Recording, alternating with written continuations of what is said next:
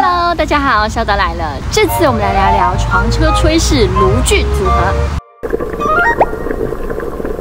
我们尝试了很多种的搭配，针对床车以及营地使用。根据安全、快速、简便等因素，来为大家介绍几种我认为比较好的组合。后段还有针对明火管制安全新攻略，别忘记看到最后哦。OK， 先来了解一下关于床车烹煮需要考虑以下几点。空间限制，床车空间有限，炊具要选择小巧轻便，在遇到气候或场地一些受限情况下，在车上烹煮也能兼顾使用安全。灵活机动，长途驾驶途中短暂休息，能简单的食物加热处理，多工调整，到达目的地可以延伸到户外继续发挥。上述考量下，首先我们来看看电力模式。电力模式对于电动车玩家来说就是福音啊。但对于油车玩家来说，你可能需要准备一个较大的行动电源，最好还能有太阳能板充电支持。电煮器，我选择集合式电蒸锅，之前有介绍过，让主食和配菜同时料理，简单有效率又节能安全。在中途休息时，一趟厕所饮水补充回来，就有热腾腾的食物了。不要分散使用电锅、电炉、电烧水壶等等，会增加车上收纳空间负担。热开水出发前装在保温壶，休息站可以补充。组合的炉具建议是酒精炉、德式折叠炉加小岛月牙炉，让酒精变成半固态的，这样更安全，不会不小心翻倒就造成危险了。这样在旁边加热汤品或饭后煮咖啡，到营地煮食也没问题。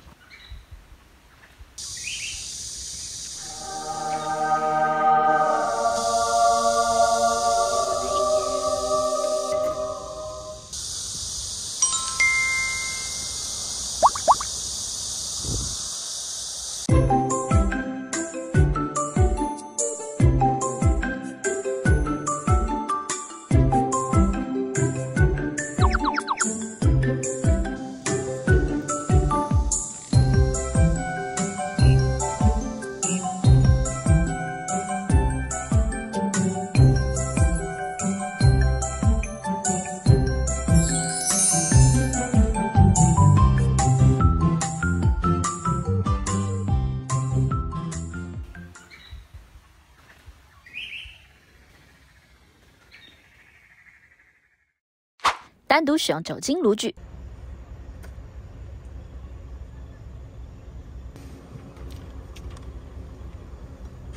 英军语音 Osprey 炊具组也很不错，紧凑套盒，容易收纳。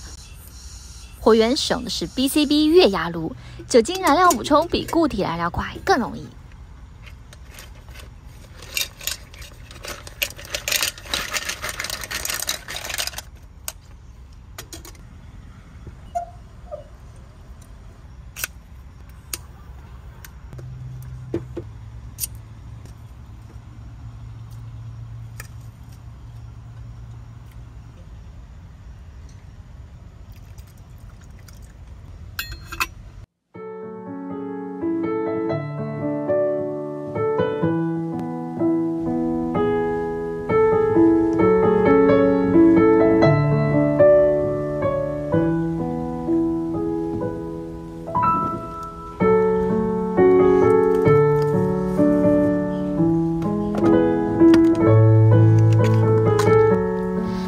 车上的冷藏空间足够的话，可以备一些冷藏即食品，比如鸡肉沙拉卷、寿司拼盘、总会三明治等等，最省事方便。尤其是中途食物补充，但要注意能保存的时间比较短。这就是昨天 Costco 买的辣味鸡丝凉面，可以保存2天，搭配热腾腾的9珍蛤蜊汤，简直绝啦！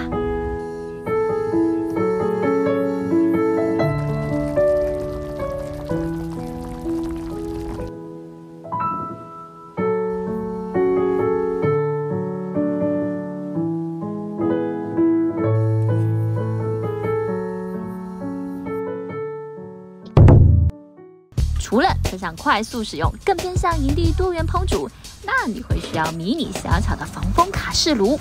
这个双层防风挡片设计，热效使用超好。找机会再来深入介绍。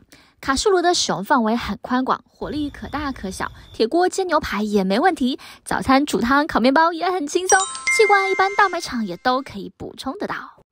如果到达营地，卡式炉的料理使用范围你觉得还不够，或者如前言所述，有明火管制的场地不可以使用柴火木炭，但你仍希望可以户外烧烤，加上各种煎煮炒等等，好吧，那你可以考虑这个便携卡式烤箱炉。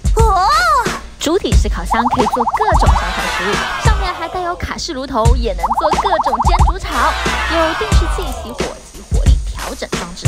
上下都使用长气罐，容易补充。更重要的是，同一般卡式炉不受明火管制约束。来，等等大餐给大家参考。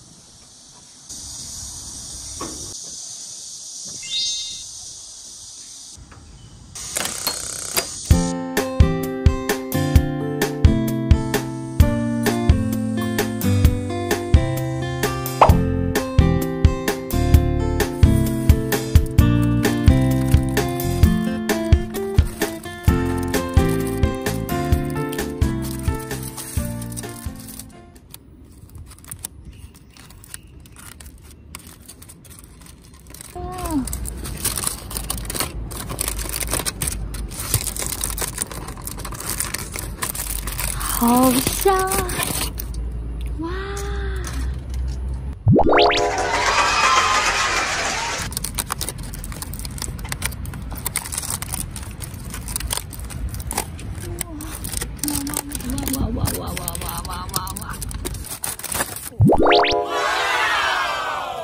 哇塞，同时3菜呀！哦，还有个面包，还有烤串。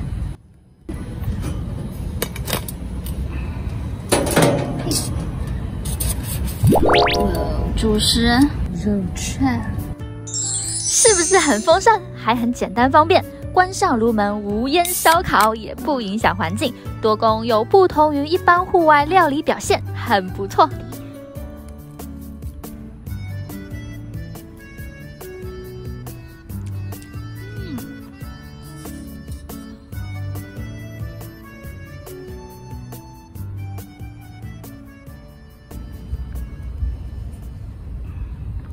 干杯！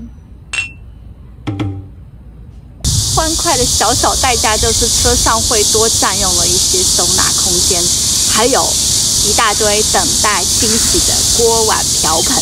以上就是我床车露营烹煮炉具的几种组合，根据自己的喜好和需求，希望可以帮助到大家。下一期再来跟大家分享我床车的用水技巧，请不要忘记给我点赞、订阅、分享哦！感谢大家观看，我们下周见。